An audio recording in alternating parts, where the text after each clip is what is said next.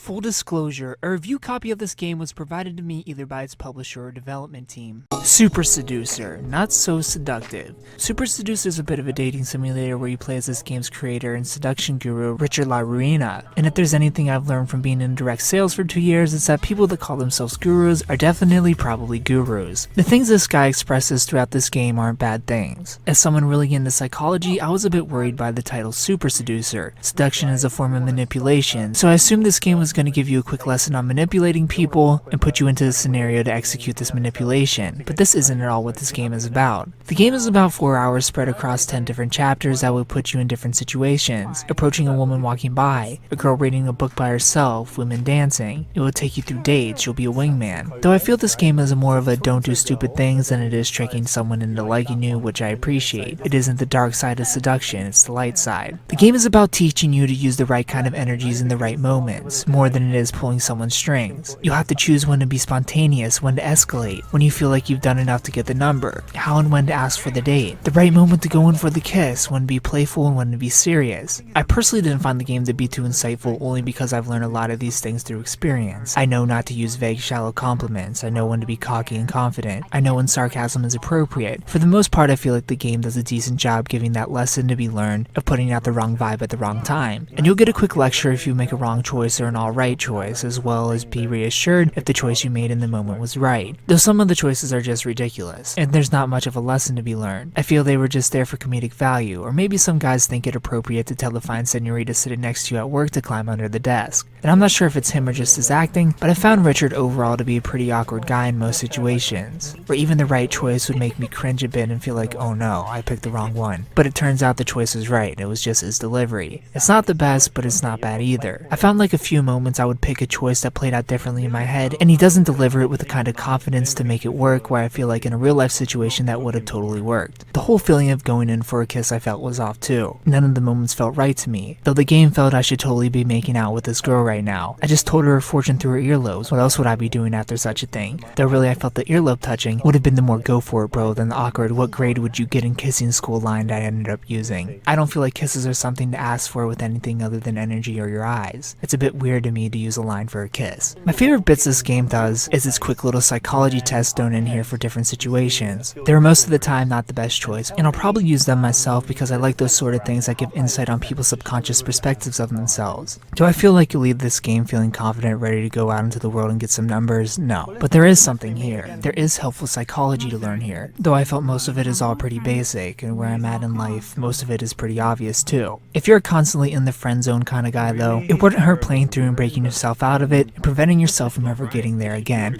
I give Super Seducer a 6 out of 10. If you played Super Seducer, tell me what you thought about it down in the comment section below. If you haven't played it, tell me if you plan on picking it up. Thumbs up. If you liked the video, subscribe if you're new to the channel. And thanks for watching. Coffee's boring, and we love drinking, right? We want some alcohol. Otherwise, how do you make a move if you're sober? Oh god.